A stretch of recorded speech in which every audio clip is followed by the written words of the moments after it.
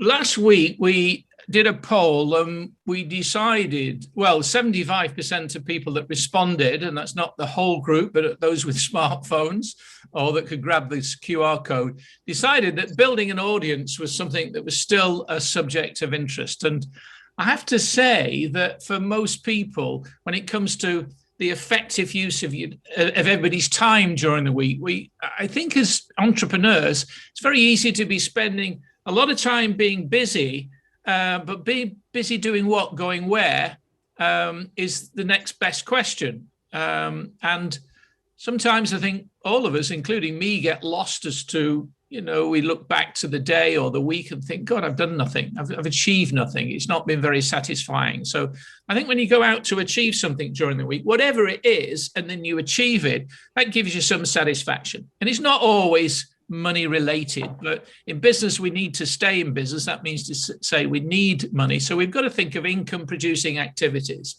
and building an audience and engaging with that audience is absolutely key. We talked, there's a few people there want to know about the customer journey and referrals, etc. So I want to stay with audience. And I don't know about everybody else and the way they brainstorm, but I have an A3 board. Okay, and I have a ream of A3 paper, and I love writing on it. I've got 4 or 5 sheets here. I did a process there for how to start a business, and to me, it's my method of helping understand sometimes complex situations. Sorry, Apple's talking to me in a moment. Shut up! It's recording everything. It is my way of trying to understand potentially complex situations. So I thought what I'd do is to actually share that board. That was the board. And you'll see from there that I divided it. I started with the audience and I thought to myself, who do we want to get in front of? I might want to make a note of a few of these things because I'm going to go around and find out where we're at with each individual. Who do we want to get in front of? Exactly who we want to get in front of. What is that person looking like? Where are they? The next one was, what are their issues? Generally, what are their fears, their problems? So for Helen, who's making very artistic cakes, it could be that there are people that are coming up to a wedding or a celebration, but what are the hidden aspirations for those people? Are they artistic by nature? Do they want to show off and outperform their neighbors or whatever? I don't know, but all those issues about what that person could be interested in, what would motivate them to lean forward and talk to them. Anne-Marie is about helping people write their book. I still think everybody has a story, and I think most people would agree with that. Whether they would always agree there's a book in them, I'm sure Anne-Marie will say, I don't think there's a book in me, and then they'll tease it out through the stories. And then we've got to think how we can serve that audience better than our competitors. How can we really serve them? How can we deliver an answer to their issues, their fears, their problems? And then in doing so, and I'm not going to spend a lot of time in that, what's your story? You're going to come to help them. What's your story about how you're the best person to help them? Because they're going to connect with you on an emotional state. We tend to move towards people we like and trust. We know, like, and trust. Well, first of all, we don't know them. To begin with, we need to build that liking, and maybe that's something that people can do fairly quickly. But trust them is a little bit more difficult. So who is that audience? Exactly who do you want to get in front of? What are their issues and fears and problems that they have, or their aspirations? And how do we serve them better than anybody else? And that could be drawing on the story we have. Now, the next part of that is, I thought, well, there's 2 ways in which we can get in front of those people. And I can't think of any other ways. The routes are either through direct efforts to get in front of them, or by introductions that people we know can make to put us in front of them, referrals. If there's any other ways, I really don't know. And direct efforts would be Sorry, I should have done that earlier. Direct efforts would be telephone, ringing people, cold calling, or having somebody else do that if that's not what you want to do, telemarketing. It could be that a lot of people just put their website up and think that people will rush to that website and make a decision. If you've got traffic going to that website, then maybe that is a good route. But you've got to ask yourself, what will they see on that website? Will they see a clear message? How will they engage with that website? How am I going to keep them on that website? How am I going to get them to return to that website? And that's the issues that I have with web. And maybe Andrew could help us there. How do we get people to that website, and how do we keep them there? Or is it a brochure that people will have a look, spend 6 or 7 seconds on, decide it's too much on it or whatever? That's why I'm always in favor, as a non-web person, of a single-minded message, one page, no distractions, deliver the message. Is it by email marketing? I've just completed a project with BNI in Bristol, and I'll give you the results of that if anybody's interested. But I know that we've had quite a few connections there that I've been able to help the 2 director consultants connect with people so that they don't have to do those cold calls. They're talking with friendly people who have said, let me know more, give me some more information. This could be interesting. Is it that your direct efforts to get in front of your audience is social media?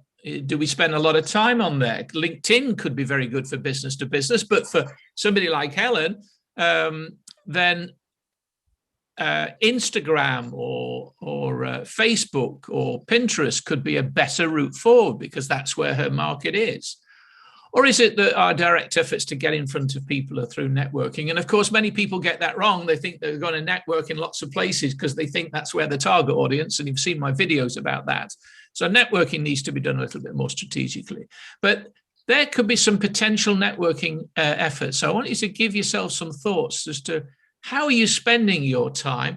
Is it effective? Are you reaching enough people? And could there be other areas that you're avoiding because you're just not that confident or you're just not sure how to go about it? And then when you engage with people, and knowing that people will want to know what your credentials are, what your story is, who you are, how are you backing that up with content? If people go to your Facebook page, what does it have? What's the content? How are you delivering that content about what you do and how you're different? Is it through articles and blogs? And I would imagine Anne-Marie would be particularly good in that area. I know that she writes some really good stories and engaging. The lady that looked at my LinkedIn profile gave me some very valuable feedback in the form of a video, and I was very impressed with that. I'm going to connect with her again.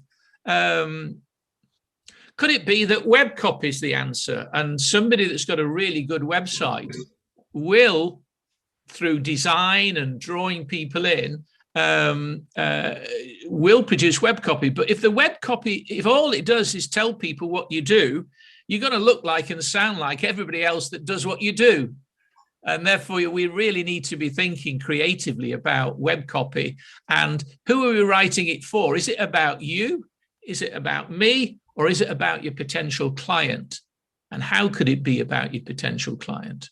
I'm a big fan of video because I can get a message across very, very succinctly. I've been in front of audiences since I was 20, and I love video. As soon as the fridge light opens, if I could sing, I'd go into song. But demonstration could be another way, which you could do, of course, on video. But demonstration could be good in terms of demonstrating some of the services that we provide. Is that an option in terms of getting in front of and convincing your audience? Or do you prefer coffee or face-to-face, a Zoom call or meeting up for a coffee now that we're able to do that? So again, I think this as well, you won't necessarily get the answers all on this call, but I'm going to give you access to this sort of diagram, if you like, because I think it's worth thinking about, because if you're really interested in increasing your audience, you've got to think of what does that audience look like? How am I going to relate to them? And then put together some sort of process that enables you to have a process that gets in front of an audience, is engaging with that audience. And finally, you've got the introductions. How are we actively networking? Are we just passively networking, turning up at networking events, or do we have a hidden, a more obvious strategy? And the obvious strategy to me is to, and I do this at any networking group, whether it's on LinkedIn or whatever, you want to, in my view, remember they're not your audience, but who are the people in that group that potentially have access to the same audience as you? Now, for me, from a marketing point of view, I want to surround myself in any one group with people from the marketing fraternity. That's copywriters, that's graphic designers, videographers, photographers, social media specialists, people that understand SEO and the like. So who is that group for you? Because that is one of the fastest ways to reach a big audience. One of the things I don't do is to appear on anybody else's blogs, etc., or do any joint ventures. But I know that there's the opportunity to share somebody's content with my group if they'll share somebody's my content with their group. So there's lots of strategic things you can do if you're around those, if you get those people around you. And people at BNI used to say, what's the ideal size of a chapter? And I used to say 6, and they'd laugh. And I say, most of your business will come from your close group because you speak the same language and you've got the same market, and they can spot referrals and introductions and the need for your services faster than somebody that is way away from your business. So I know Manny's been surrounding himself, and he started to surround himself with lots of people involved in the funeral industry, and it's paying off. So right now, I want to ask you the question, how many close marketing partners, referral partners do you really have? That's people you spend regular time with, that you are really going deep into the relationship with, and you're looking to work together. Is it 3? Is it 5? Is it 7? It's a good question. Or is it none? Because if it's none, it means that maybe you're just trying to be all things to all people, and you're not working your strategy quite as good as it could be. So who could be in your marketing group? And I'm going to ask that question at the end. I want you to be jotting down, because I'm going to ask you to put them into that app.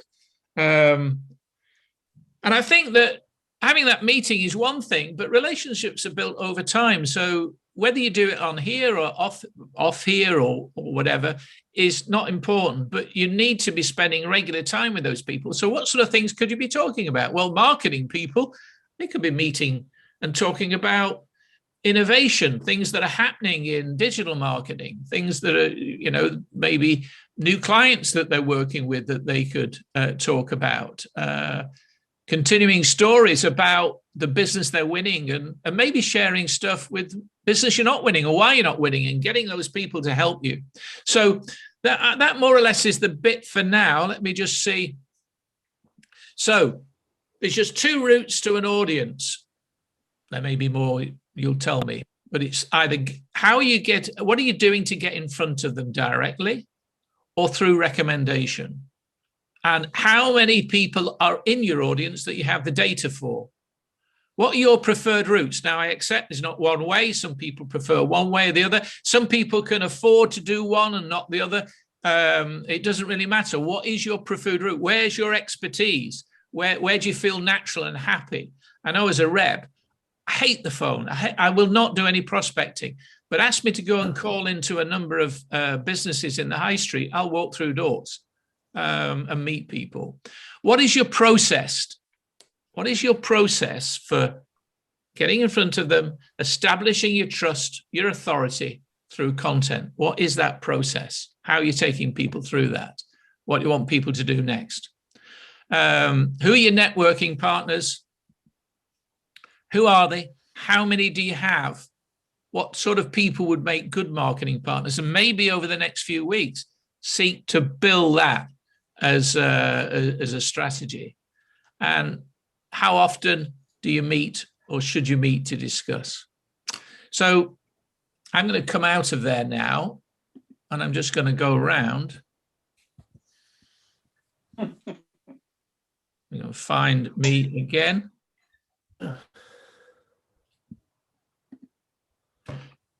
And Ewan's there. Hello, Ewan. Hello, Martin. So I don't know whether you've caught any of that or most of it, but I think that's what I'd like to do now, is just to go round and see what's resonated there. Has there been any aha moments, or is there some things that you think you're doing well that you'd like to share, or things that, you know, hands up, we're not doing? Because there's some of those things that I've covered there I'm not doing. So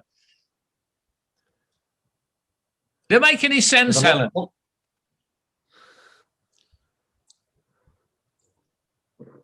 Microphone's not on. Sorry, I always get that on mute button. So at the moment, I'm using Instagram and Facebook quite extensively.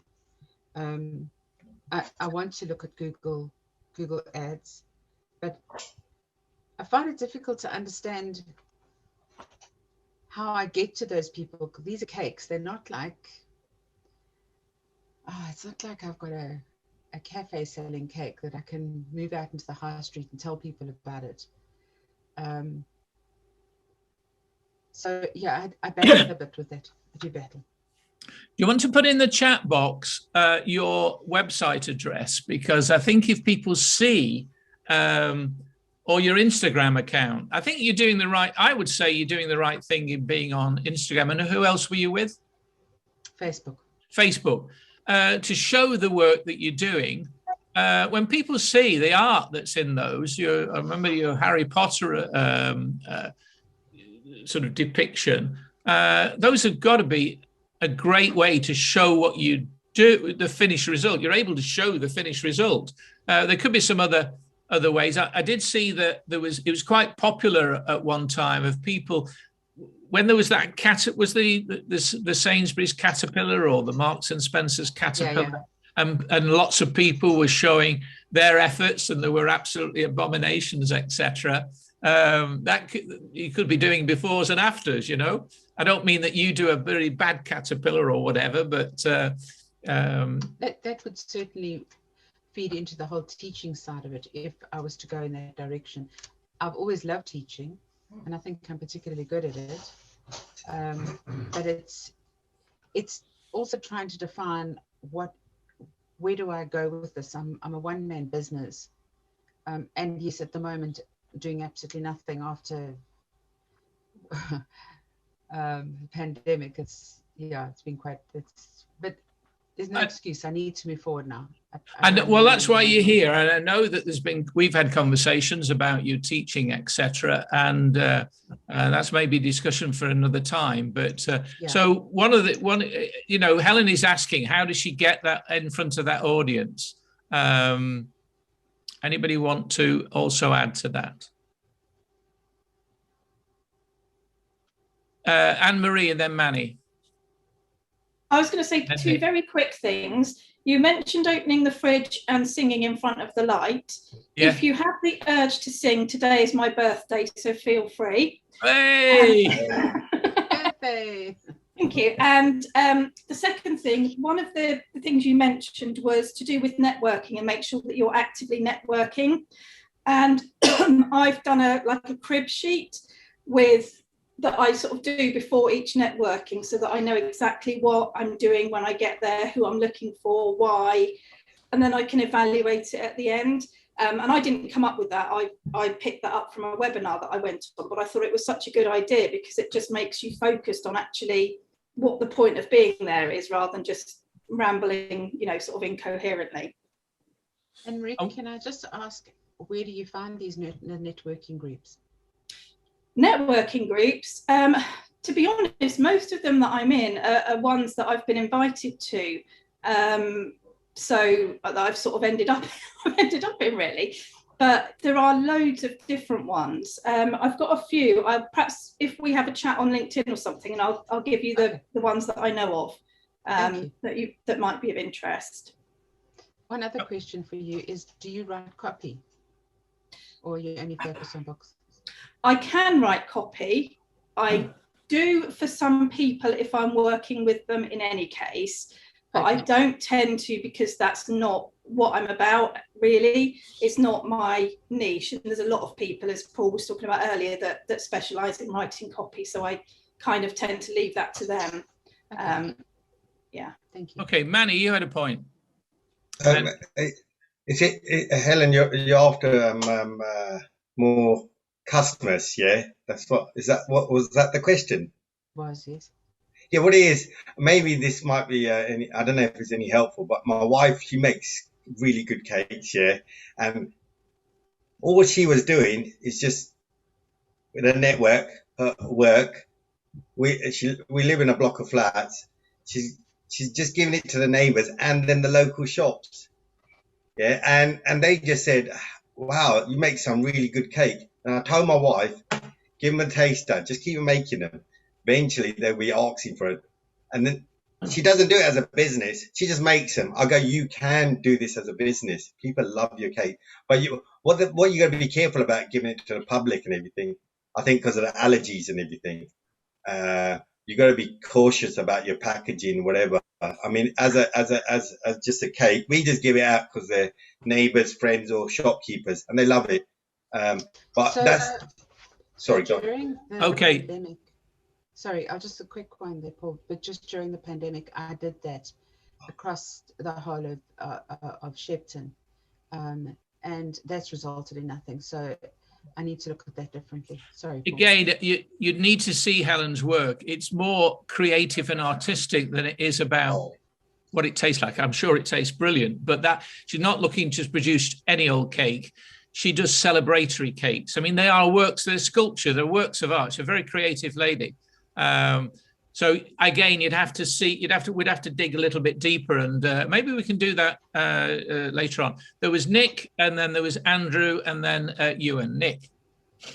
Yeah, I've just, Helen, can I just maybe come back to some of the points that you've raised? I think there's three things that I've just pulled out there. I think what you do is really visual. You make a product which looks fantastic, and you said that you love teaching. And I think if you could combine the visual elements of what you make and your teaching skills, and maybe bring that into video content that you could either put on Facebook, because it's a B2C channel, I think that could really help you engage with your audience more effectively, particularly if it's a space that you feel comfortable in, and it sounds like you are.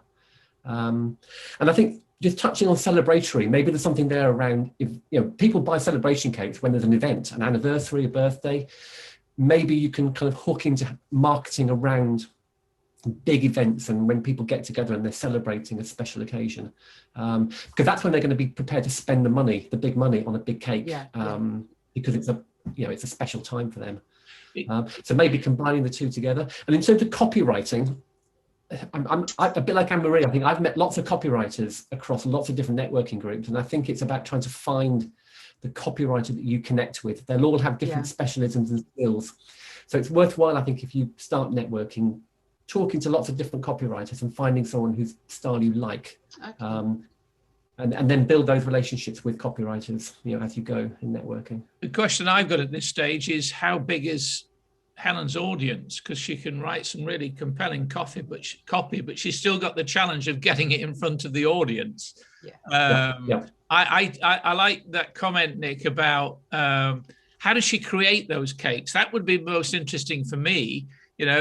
Lots of people put a cake together, but decorating that cake and making it look special, and some of the artistic work, as I say, that she does, it's how on earth do you do that? And that's why we've talked before about teaching people how to do that. There's a course there. Andrew.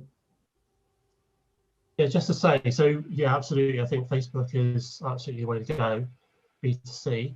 The other thing as well is that obviously Helen, from what I gather, she's doing very much bespoke, personalised celebration cakes, that type of stuff. What you could do, you could also diversify a little bit, where you could do stuff like brownies and stuff like that, but you could then release them on a weekly basis and create a buzz around your Facebook group, and that's going to draw people in, where they're easier to do, creates a buzz, and then that starts engaging people with you, and then you do celebration cakes as well. Do you know what I mean? That could be quite a good lead in. I know someone who's doing that very successfully. Okay. Sometimes I think cribbing some of these things. So even starting up a competition amongst bakers that are out there in the area in cake decoration. Let's see what people's efforts are and maybe give a prize, so, you know, maybe a day's tuition or even a monetary, you know, some prize, some equipment or whatever. That could be a way to get, that could be a way to build your audience on, say, Facebook or Instagram, because what they'd have to do is to share it to a hashtag or whatever. Somebody that knows more about Instagram could tell me how. Ewan and then and then Martin.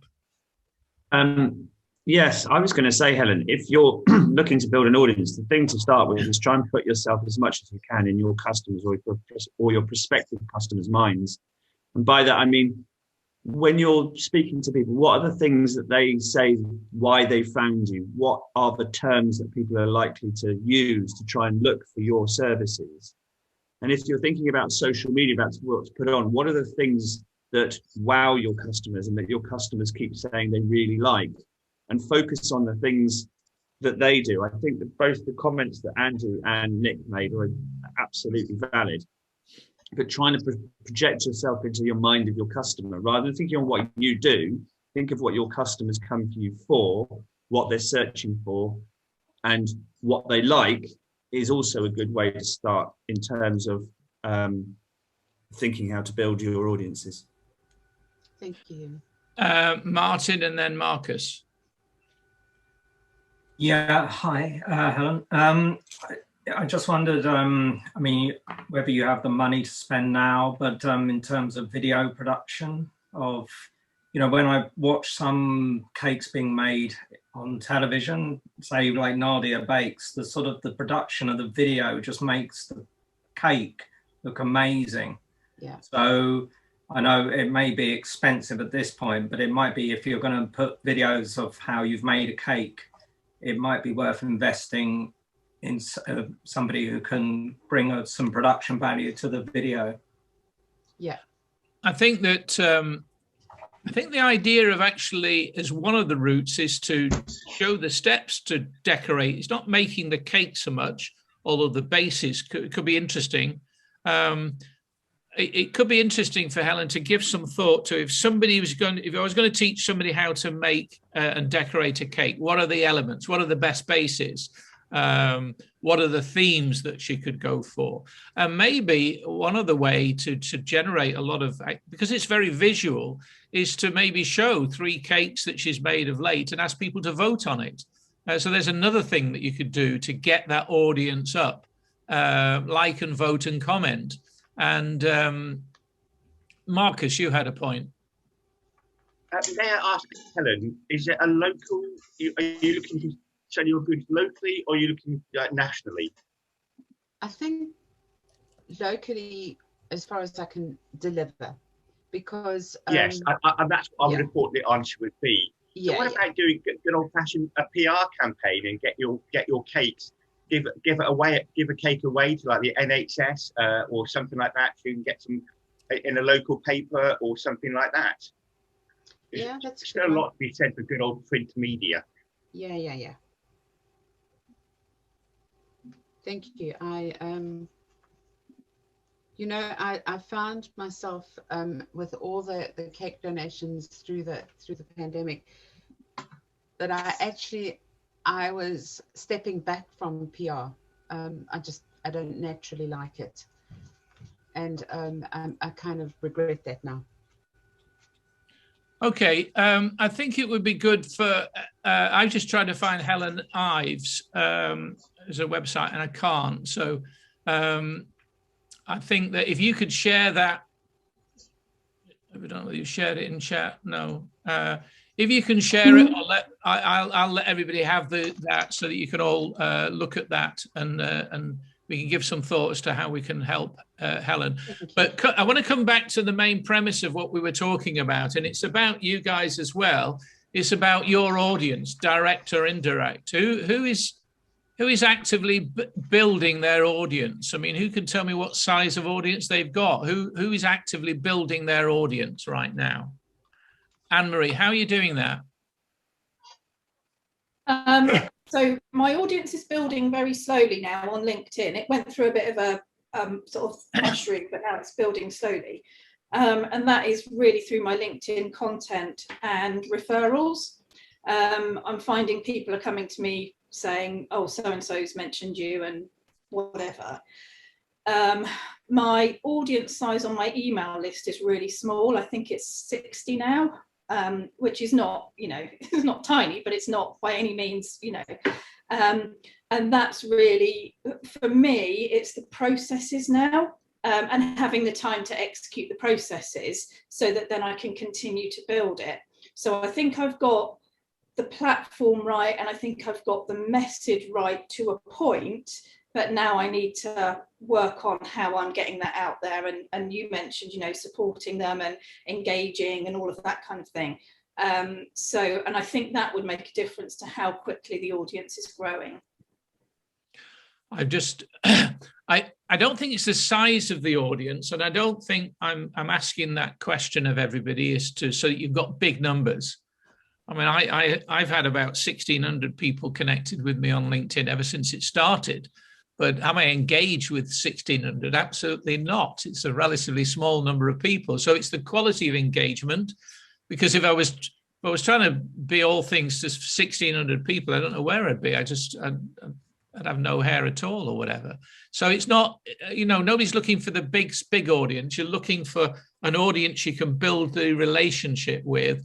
Out of 60 people, if they were really keen on writing a book, you'd be pretty busy, wouldn't you? Yeah, absolutely. And I think it is growing organically, which I guess is what you want. But it's just that push on some of the products and some of the packages and that kind of thing. And like I said, for me, I'm aware that my process is not brilliant. So I know that I've got these people sitting there and I'm not looking after them. And that's where I'm falling down at the moment. Well, I think one of the things you've got to do is to think about, I've got all this data, I'm going to try and get it into some sort of system, particularly with an email connection. And I've got to decide, how am I going to tag them? Is it out of interest? Is it out of their interest in working with you? Is it some other element? Because you need to know, how you would communicate with them in the future. I've got Rod and then I think Nick again. Yeah, what I was going to say was, one question for Helen. Hi, Helen. Nice to meet you. I know we've spoken on email about certain things. But what's the relevance of a frog? No, not a frog, a hedgehog, a pink hedgehog or something like that. Because you're a cake lady, aren't you? Your microphone's off again, Helen. I mean, it's just, I know it's a stupid question probably. No, but it's not actually. It's been asked, I've been asked that question before. It was a business that I started up in South Africa. I was a florist and looking for a catchy name. My husband came up with it, and I've just hung on to it. Whether it's relevant or not, I don't know. No, well, that might be a good thing. Sorry, Rod. I'm just going to say that's something you need to ask yourself, because people are looking for you for what you do, not necessarily. It's like me. Why didn't I set my funeral business up as Major and Son Funeral winner, like they all do? What's the point?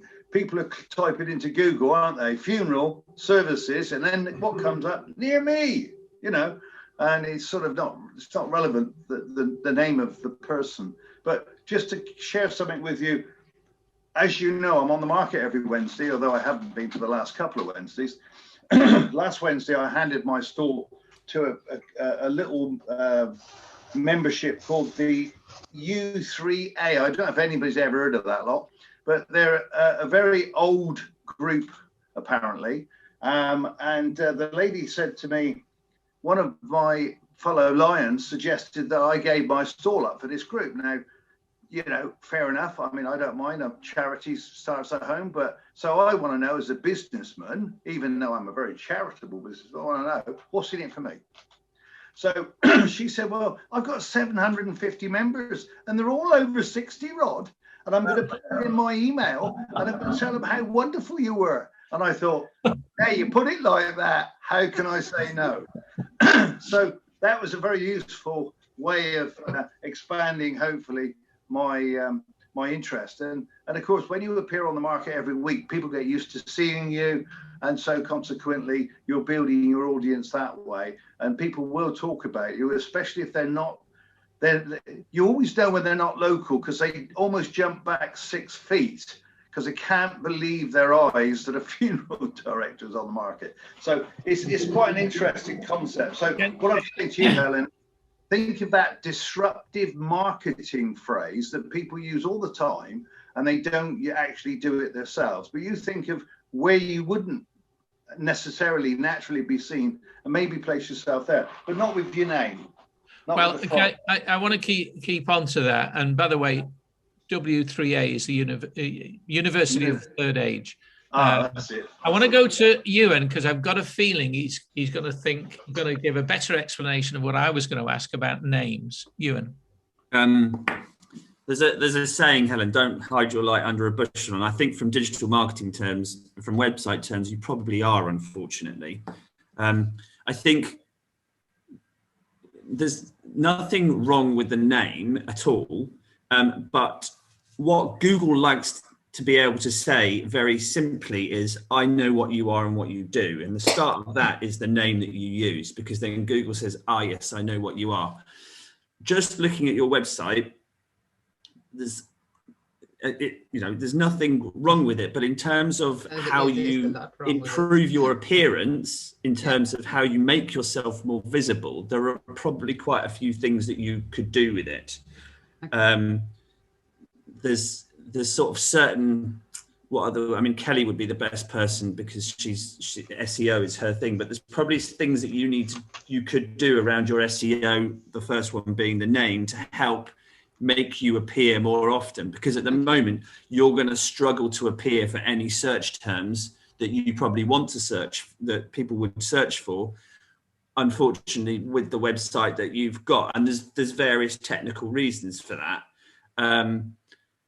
So that would be my view. And the view, if digital is a place that is very important to you in finding customers, then probably need to have a little think about that, to give yourself the best possible chance of appearing. As I say, there's nothing wrong with it, but there's probably things that could improve the way that it would function for you. And then obviously that leads into, if you are doing other stuff digitally, that will help the other stuff digitally as well.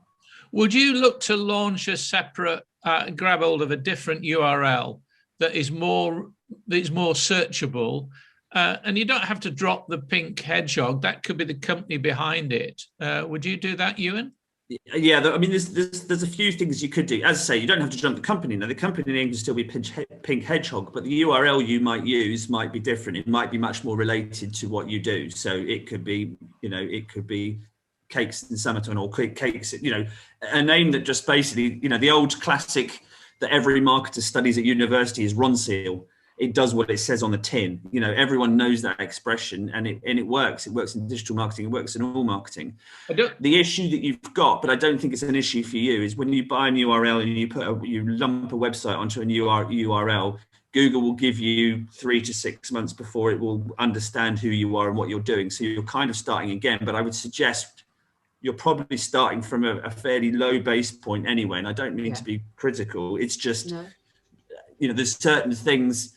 You have to look at, what's behind your website. What are what are your, technical things, like what is your meta tagging? What is your alt tagging? What is the SEO that's built into it? But also, what is the copy on the page? What are the terms you're using? How much copy you're using? Because there are certain levels that you need to. So there's lots of things you can do. But yes, Paul, from the start, you might want to think about buying a new URL that's kind of more related to what you do. But bear in mind, that isn't an instant fix, because that will take time for that to appear, but it will help you in the long run. It depends, there's things you can do in the short term. So your Insta, your Facebook, they're all things that you can do in the short term, and then think, what do I need to do in the long term to help me as a marketer on the web digitally in the long term? So you can break it down to what can you do short term, which is the stuff you're doing now, but potentially what do I need to do in the long term? And that may well be looking at how your web presence develops.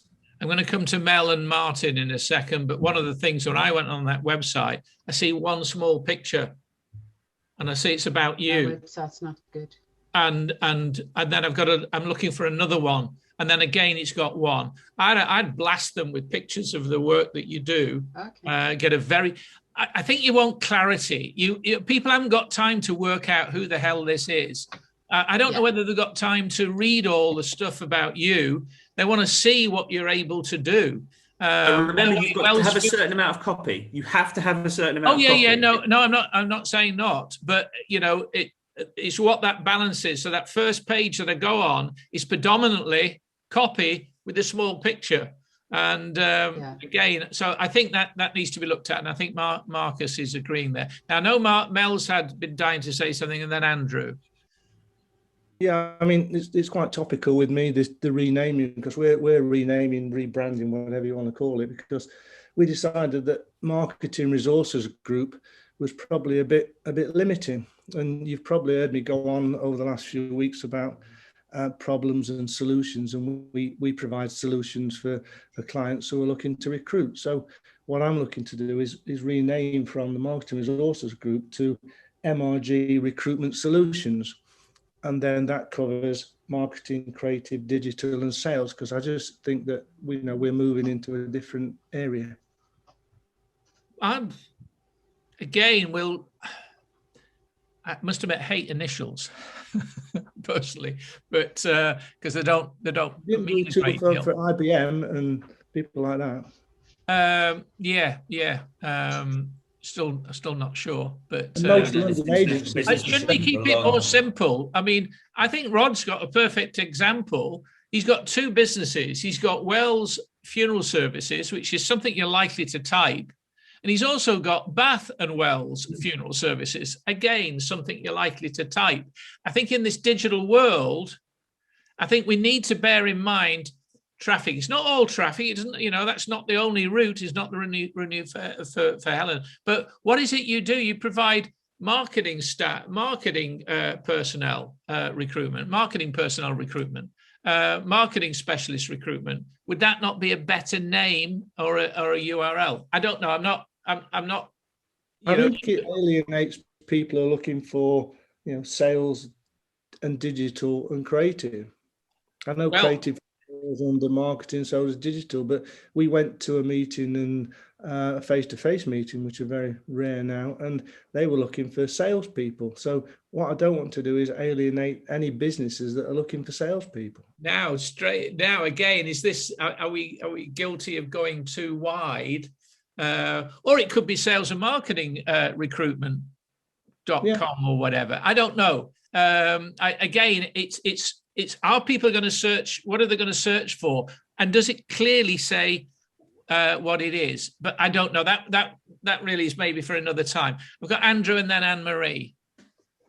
It's just a quick one really about Helen's website. So I think Ewan said hide your light under the bushel, and I think that's absolutely correct on that site at the moment. I mean, I would suggest, funny enough, I'm working with a baker at the moment. I've just been doing this stuff. The Marks and Spencer adverts that gave rise to the expression food porn, that's really what you want to be doing, like the headers with gorgeous photographs, big photos of what you do. It's just mouth-watering, and you do some incredible stuff. I would definitely say that. And the other thing as well that might be you could think about doing is you could get your Instagram feed onto your website. That's going to save you a lot of hassle of uploading images of the amazing work that you do.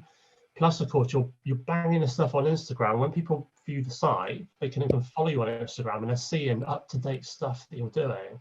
That's another little thing you could do. But definitely, you've got tiny photographs of amazing stuff. Let's get them into the headers, let's get that. It's like, oh, wow, this looks amazing. My mouth's actually watering. I need to order this sort of attitude. So I would suggest a couple of things like that on the visual front. Theartofcake.com, The Art of Cake. Anne-Marie, and then Ewan, and then Martin.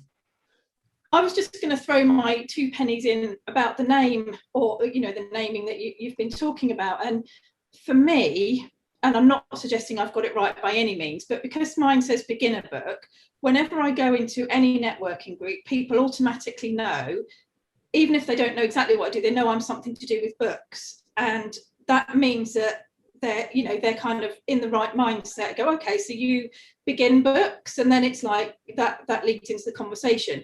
I think a lot of people, and I'm no expert, but I think a lot of people fall into the trap of thinking, oh, that's a really pretty name, or that's my favorite color, or that's my favorite this, that, and the other, which is lovely. But for me, if I was searching for a cake decorator or a funeral director or a recruitment person, I'm going to search recruitment, cake, funeral, and the people that come up are going to be the people that I'm going to use.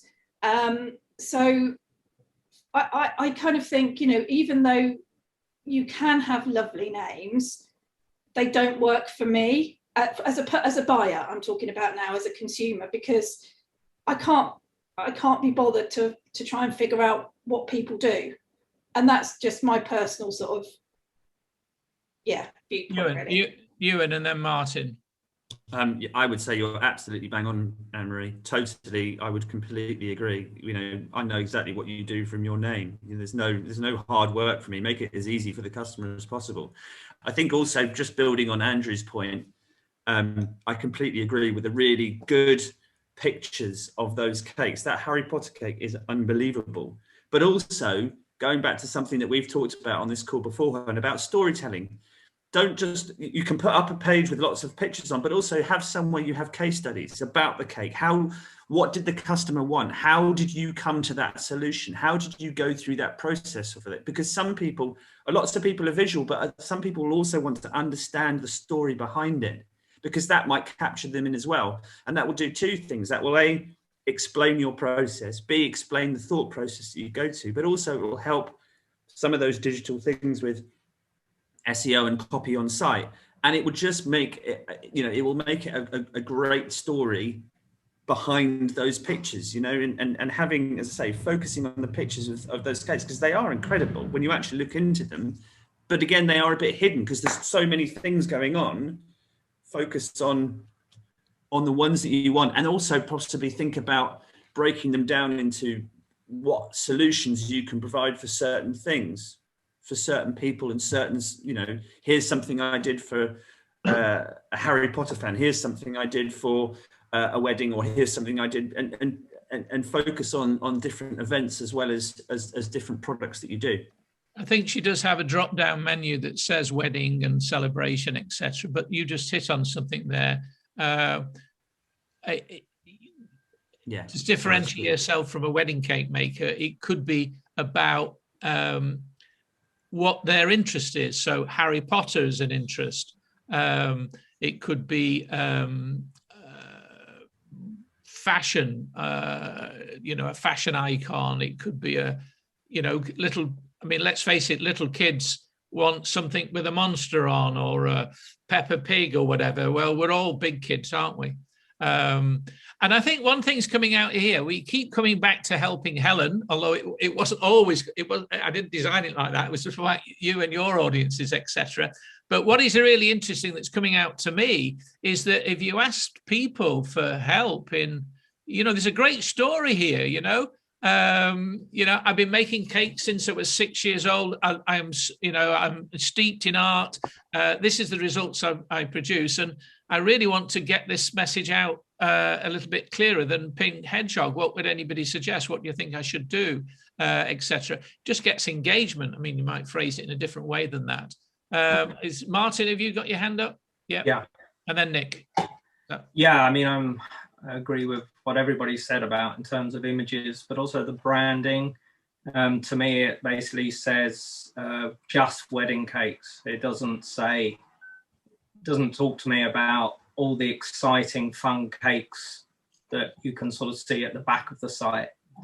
So it sort of either says funeral or wedding cakes. It's very florally, and your cakes don't reflect that. They're quite dynamic. That's what and the typeface. I just think the whole brand look doesn't reflect the product. Do you think, Martin, you just hit an interesting point there? when somebody's thinking of a celebration, they're thinking of an event, and you could be searching on local media and local papers about forthcoming events, and maybe put yourself in front of that, offering to do a cake or offering to be there or whatever. That could be an interesting way to get to your audience or your future audience. But do you think the public is maybe they're looking for imagination, they're looking for inspiration in a cake? So for instance, I'm coming up to my birthday. If I wanted a cake, and I'm trying to come off cakes, by the way, determined to, you know, and let's say I wanted to do a celebration, I need some inspiration as to what sort of cake it would be. So, I think that providing Helen can provide some great inspiration there, because she's been very imaginative in what she's done, or even producing the story behind a particular cake. There's so much content there that you could be putting out, but you need to know, we need to be thinking about that. Nick. Yeah, so my internet dropped out there, so sorry if I'm about to, what I'm about to say has already been covered. But I think, Helen, you fall into this wonderful camp of being a maker and a creator, and you've got a huge amount of wonderful, we've already touched on storytelling, but the storytelling that you can weave into your marketing and your branding is so powerful. And I think you mentioned earlier that you want to focus on a regional area, and I think you said it was around Shepton Mallet. So I think if you could introduce content that talks about who you are, where you're based and what you do, and really bring to life your story and you as the face behind your brand, create an opportunity for people to connect with you as the maker and the creator. I think that could give you so much rich content that you can weave onto your website and into your social media. Not for now in terms of what that could be, but there's so much opportunity there. And it probably just needs a brainstorming session to kind of pull out all those ideas. And then building on all the other content that the other guys have talked about as well today. Good. Yeah, right. yeah, Can I just for me? Thank you. God, you've got some feature there. I'm going to come on to Manny in a minute, but what I'd like to do from everybody else, okay, the cakes are incredible. Yeah, I mean, I've known this for quite a while, but it's slightly frustrating. It's hidden. This lady's a cake. The Story of Cake by Helen Ives. I can see it now. The Story of Cake by Helen Ives. Let them eat cake. It's a cake. Right. So how's everybody else from an audience point of view? Where do people feel comfortable? Where do you feel comfortable? Because you're a prolific networker. You're taking BNI very seriously, Marcus. What's your strategy for audience? Well, with BNI, I've put a power team together. I've brought Nathan in, who's normally on this call. We've got about 4 of us who I've arranged a call. We talk every 2 weeks, and with one person in the designer group, I talk with them every week. You know that is actually going quite well. What's not going, I'm still building my audience, and I think that's not going particularly well. My website's not doing very well at the moment. I don't know why, but it seems to be dropping down the rankings. So yeah, some things are going well and some things aren't, if that answers your question. So how have you been reaching, I know that you're getting some good progress with BNI, but how have you been reaching your audience, and what were you doing then that you're not doing now? Well, I guess when about a year ago, I started building up my LinkedIn profile, and I've been really focusing on that. But of late, I'm sort of diversifying maybe a bit too much, and trying to do my Instagram and build that up at the same time a little bit, and maybe now I'm trying to do the email marketing and and maybe just spreading myself a little bit too thin. Whereas before with LinkedIn, I had a more focused effort. The only problem with the LinkedIn, I was finding it's a real slow burner. Mm-hmm. Well, you said, yeah. And what is your process on LinkedIn?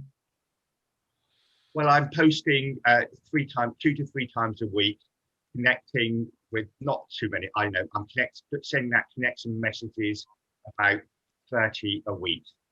not a lot really, but 30 a week used to be about sounds 100.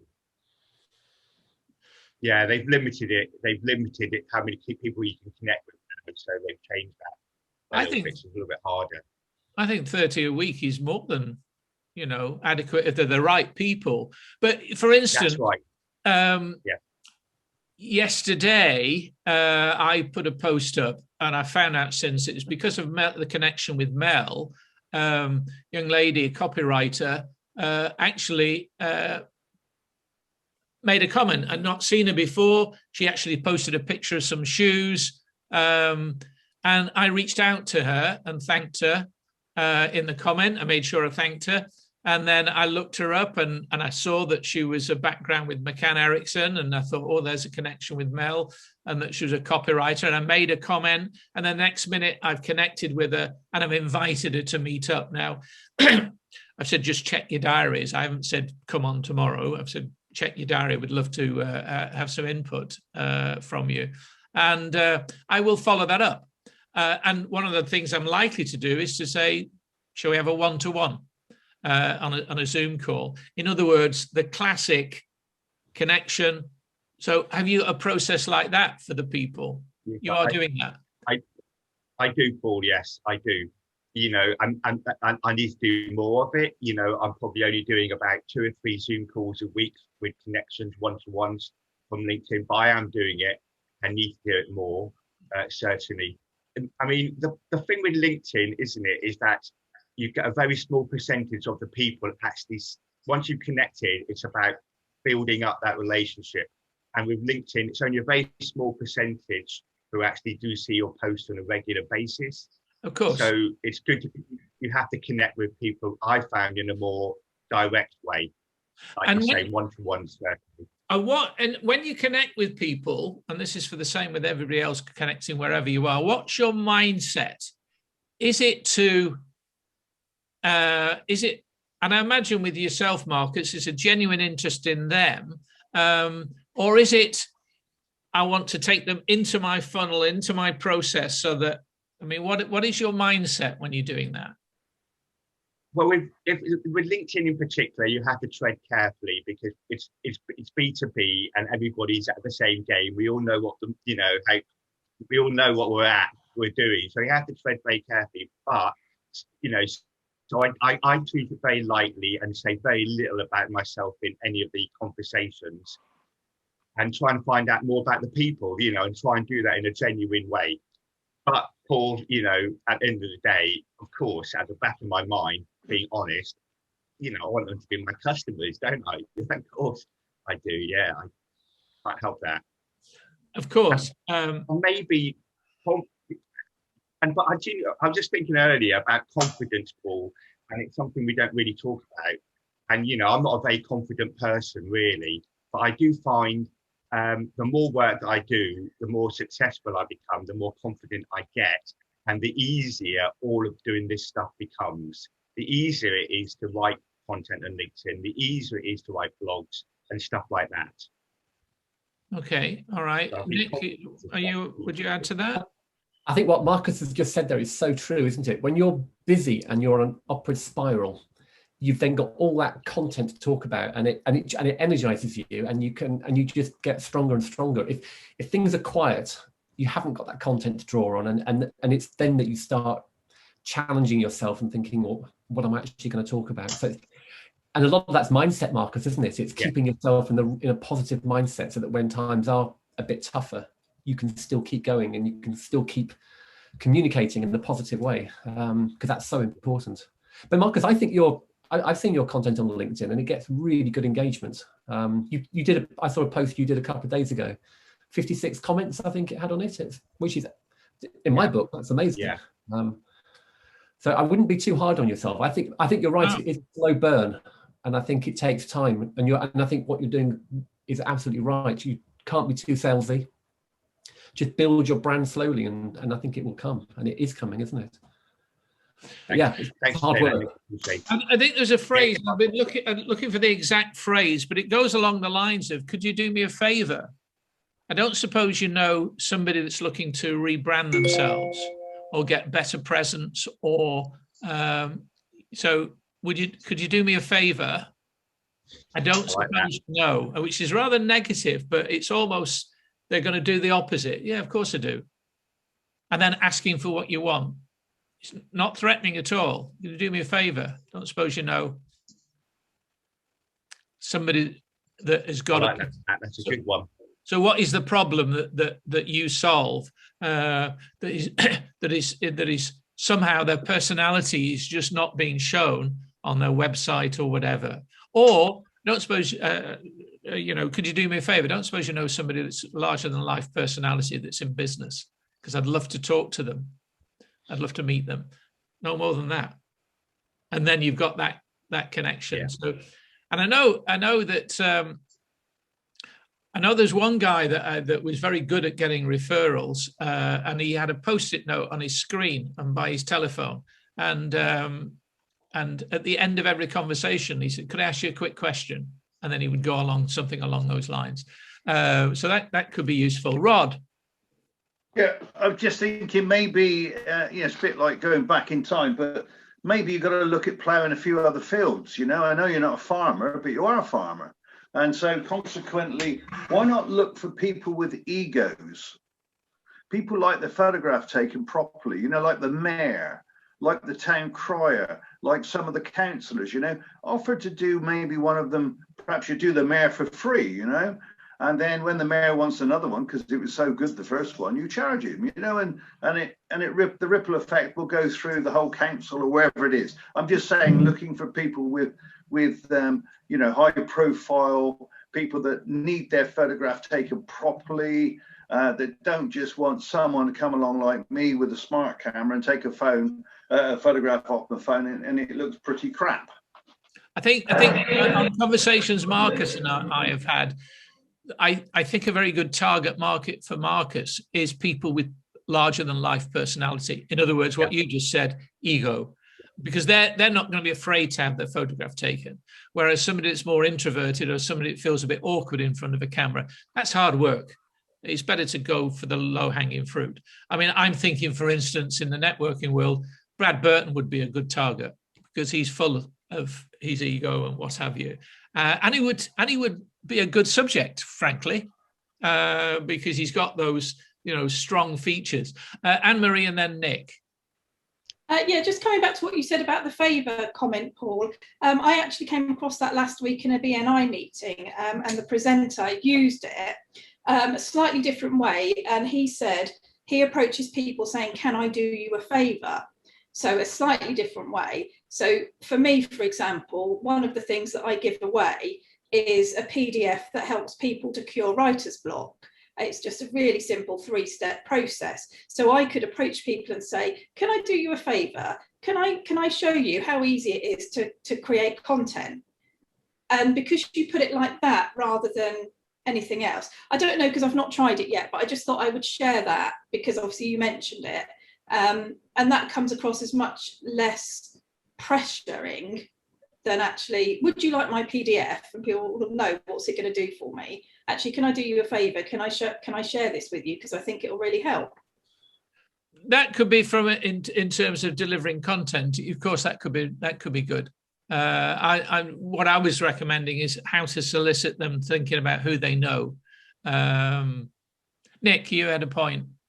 Yeah, I don't know if any of you saw a post that Nick Sladek put on LinkedIn a few days ago. He started a debate around being able to say no, but he also, the debate evolved into knowing your value and price.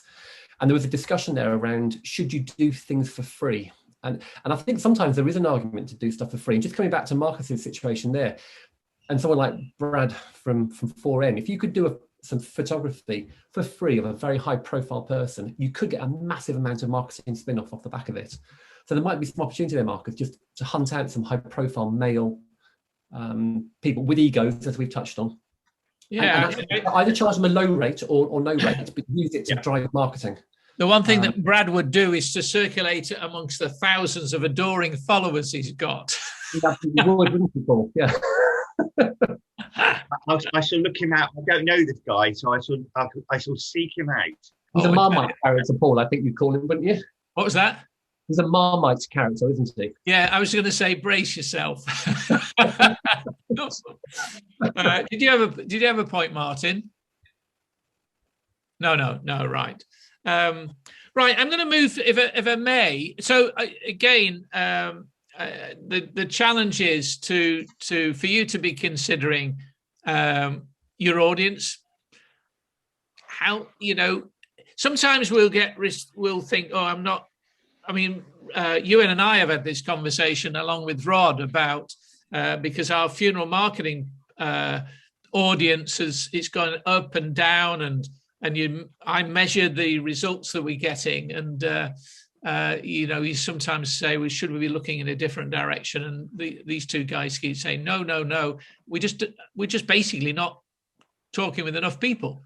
And and it's a very, very selective audience, but I don't know what size audience that is. So it all comes back to audience. Who are we who are we getting in front of, and what are we getting them to do? And our strategy is going to be quite simple. We're about to launch this course, and part of the course will be taking them on 3 months of coaching. They're monthly coaching calls, a bit like this, about people involved in the funeral business or want to get involved in the funeral business.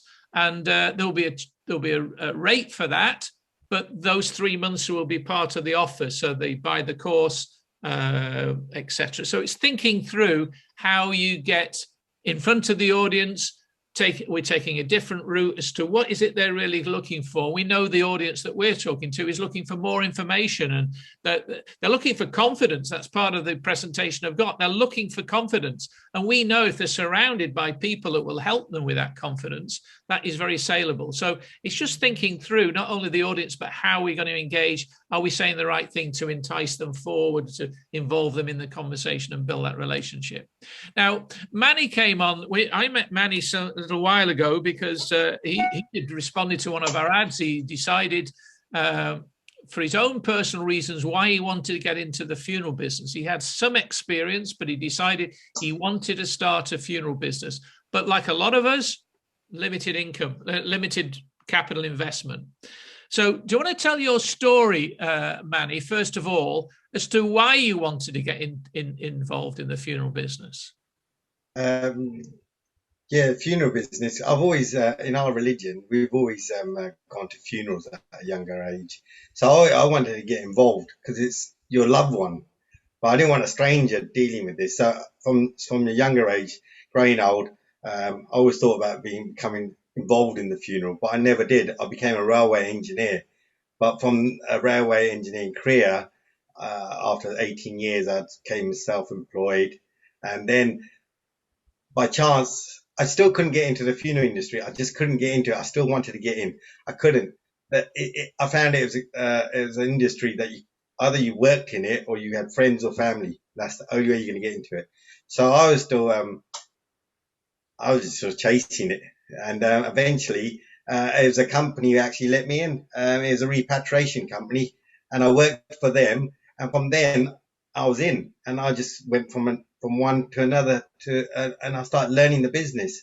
And eventually, I wanted to do some courses. I did them on my own, but there's no courses out there to back my experience. There's no experience out there. There is companies out there with the COVID. They all sort of stopped doing courses, training on in-house training, but that was quite pricey. I thought that's not a way forward. I thought go and work for a company, get paid, get the experience. But I thought the only way you're going to get in as well, you need some courses, and there's not many courses out there. And I did some courses. I've done some courses to back up my experience and everything. And then eventually, someone said to me, why don't you start your own? I wanted to do it because there's not many Sikhs doing it. So I said, why not? Yeah, why not? So I had to look the part. This came about. Turban came. The beard came. I couldn't do a Sikh funeral service, a business, if I didn't look the part. Yeah. So because my town it's all Sikhs and Hindus, there's Muslims. It's mostly Sikhs in there. So I thought this would be great. And it's actually working. But what I still realised, I haven't spent a lot of money, probably in the hundreds, and getting the name right. I had a name that didn't make no sense at all. But when I spoke to Paul, He goes, you need to change. On our first meeting, he goes, you need maybe do something about your name. I go, okay. I thought about it. Then I spoke to Rod. He goes, Manny, yeah, you need to do this and that. This would be great. And it made sense. So I got some names anyway. It all has to do with what you do, not your personal choice. That's me. Yeah. So I was thinking about me. It shouldn't be about me. It's about the business, what you're going to sell. So I've got to a point where I've networked. It's not costly or anything, but I've learned from you guys a lot by networking. And I've got in front of the audience I wanted to be in front of, like the local churches and everything. I made connections. I've actually got a company who wants to work with me, but they're a bit. What I found about working with this company was I needed them for their facility, for their infrastructure, for their equipment and the experience. I didn't have that. The only thing I got to bring to the table to work with him was my beard, my turban, and my network of Sikh people. And your enthusiasm. Yeah, and but this company was very slow on getting back to me, and I thought I can't be hanging around for this person. And then I realised I'm relying on this company to work with me, and I said I'm not going to do that. I don't want to be in that situation. So, in prior to a couple of months while I've been trying to set up my own business, I've been looking for work as well in the funeral industry, and basically I've had more offers probably in the last 6-7 years and 2 permanent positions. And that is amazing. I've never had that in the last 6-7 years. Like I said, no one's offering you any full-time work, only 0-hour contracts and everything. But anyway, I thought this would be a good opportunity to take up employment with a company, get experience, get paid. And at the same time, Paul goes, don't stop building your own brand. So I'm planning from 6 months from now to launch again, but knowing that I don't have to rely on anybody else, basically.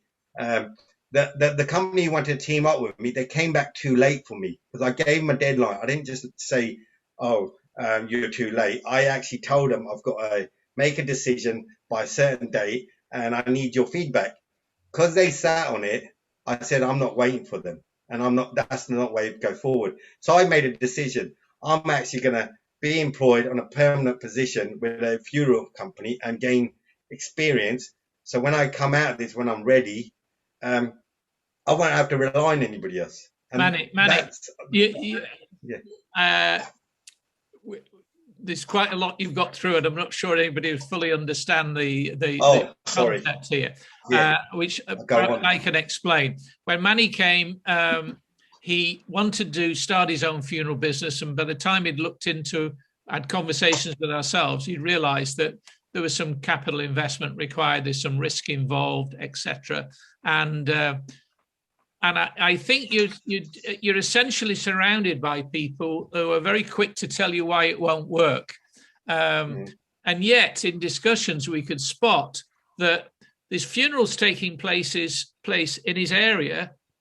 Sikh funeral for doing the funerals for Sikh individuals, but not one of the funeral directors has a Sikh in that business. So again, that was that particular niche he's going through. And I think it would be a good exercise, and somebody else has said something today as well, about branding, the whole subject of branding. And maybe that was in when we were talking to Helen, it's about what is branding. And I see that Manny, the way he is, should not abandon his brand. He should build his brand and personality in the community and continue to do so that people get noticed and people lean forward to Manny, not only in his area, but maybe across the country as the person that knows all about Sikh funerals. Would everybody agree with that?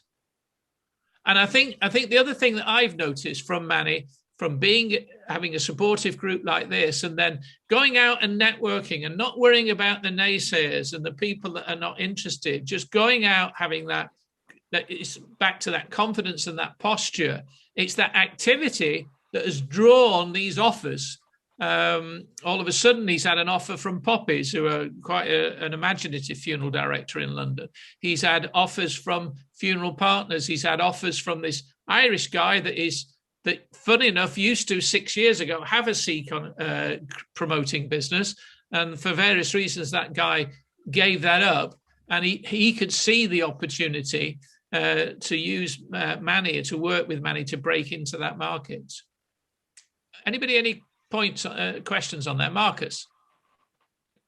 Manny, excuse my ignorance, even though I've got a Muslim name, I'm not a Muslim, so I'm not too informed, but how would you raise your profile, your authority on being an expert in Sikh funerals? Would it be a trip to the Punjab or something to the Sikh temples where you can actually make do something that would just raise your authority?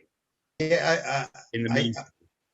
I go to the local Sikh temples and I engage there. I go to the local Sikh temples and I make myself aware there, and I just do I just network there, and they know who I am basically. Maybe to the source, maybe like to the Golden Temple or something like that, a pilgrimage. No, that's too far. I mean, we're talking about a really shoestring budget here, Marcus. Yeah, people just need to be educated here because a lot of youngsters they don't know their traditions because they don't want to know. So I'm actually giving them that information if they want it. But that's where I'm. Nick, I have been to the Golden Temple. It was a quite wondrous place, by the way. Yes. Nick, yeah, Manny, is there a reason why other Sikhs haven't been more forward-coming to run their own funeral businesses? Why are they run by other businesses that employ maybe employ Sikh? What's been the barrier so far? There's a taboo that we don't deal with the dead, and we don't talk about the dead.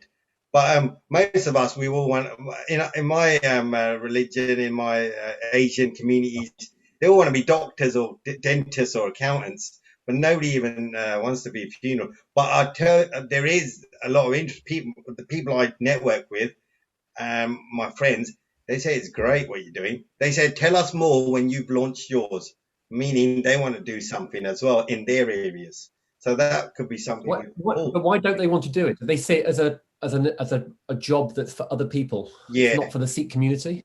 Nobody talks about. But back in India, presumably, the Sikh community do funerals for the Sikh population. No, in India, it's a caste system. It's a lower caste who does it. Sorry to say. Yeah, but, that's the fact. Yeah, it's the way it is. There is still a caste system, and it shouldn't be. But so that's there the is. barrier you've got to overcome in the UK. Sorry. Is that a barrier that you've got to overcome? Do other Sikhs see you doing a Sikh funeral? Is that a problem for them? No, there is there is businesses running in Birmingham way, and they're doing it, but I don't think it's caught on yet. It's not. I can really if we have this conversation in a couple of years' time, as soon as I launch, there's going to be another 10 Sikhs doing it. Trust me, in the same area, they're going to be right next door to me, and they will. They see it. They'll see. Hang about. Why ain't we done this? Because they want the benefits as well, and I know that will happen. And I know my kind of people, because in Southall and surrounding areas, one person opens a shop, they're all got shops of gold shops or sari shops. They're all doing. It's just get, and it is happening. It is happening. It's happening in Birmingham, Leicester. It's slowly coming this way, and it is happening in London, East London, but it hasn't come to West London where I am. I'm just thinking if I get in there. Make a name for myself, and there's more than enough to go around because there's not many funeral directors. You were telling me that there was, and then I'm going to come to Rod, who's the expert. Manny, you were telling me that one of the particular people you were speaking to revealed how many funerals they were doing. Yeah, I'll give you. I won't mention names. Yeah, there's two funeral local companies in my area who I'm targeting, and one's an independent and one is a corporate run. And the independent is pretty good. Leave them to the side, the third generation. I put them to the side. They're doing a great job. It's the corporate ones. And I found out by networking, they do a minimum of 250 funerals a year. That's minimum. That's a lot. That's one a day, every day, Monday, Friday. And they didn't want me in there. I went there for an interview. I had 2 interviews with them. they didn't like the way I looked, and it was a Hindu family Hindu couple didn't like the way I looked, and with my second interview, he didn't like my beard. Now in conversation, I found out that 250 funerals is quite a lot, I think, for one location. But hey, there's more than enough to go around and share. That's how I see it. You don't need to take much of that business, and I'd imagine it'd be interesting to know how many Sikhs were included in that 250. Andrew said franchise. Let's walk before we can run. In fairness, Nick, I think my short experience, a lot of people, if you say you want to be a funeral director, they say, what? It's something they never thought of. But you start to talk to people who want to be a funeral director, and it's a very rewarding business if you do it right, because you're making a difference. Rod, you had a point, and then I'm going to start wrapping up. Yeah, all I was going to say was I remember bumping into a guy who ran a nursing home and a nursing agency, and he said to me, I was going to get into the funeral business. He said, but I just couldn't afford it. You know, I just couldn't find the £250,000 that you need to open a funeral business. When I told him I did it for 15,000 quid, he nearly fell through the floor. But the point is that there's no barrier to entry, but people's perception is this is going to cost a lot of money. Now, they wouldn't believe that I did my business for the first 18 months from my car. Where did I store the bodies? I buddied up. Wow. I found funeral directors that had spare capacity, and I utilized their spare capacity and paid them for the privilege. And that's all I did. So it was just thinking outside of the, excuse the pun, the box. It's true. It's very true, Rod. I thought it's an expensive. Every business can be expensive. It's how you look at it. Yeah, how you want to start it. And I didn't know nothing about that you buddy up with anybody. It's only because when I came into the industry, I realized, and then the more you talk about it, the more you find out. And then you actually told me a lot more about it. And Paul, who's that? Andrew said franchise. I've got a friend I've known for like 25 years, and he texts me every morning, says, "Good morning, Manny, how you doing?" He's told me, he goes, when you start off and when you're ready, let me know, because I want to do something. And he's based in, where's he? Bradford, Leeds, Bradford. There's a big Asian community there. It's just, there is people who want to do it, but they don't know how to do it, and they think it's too expensive. And it's just the way it's coming across, and you could be the franchise guy.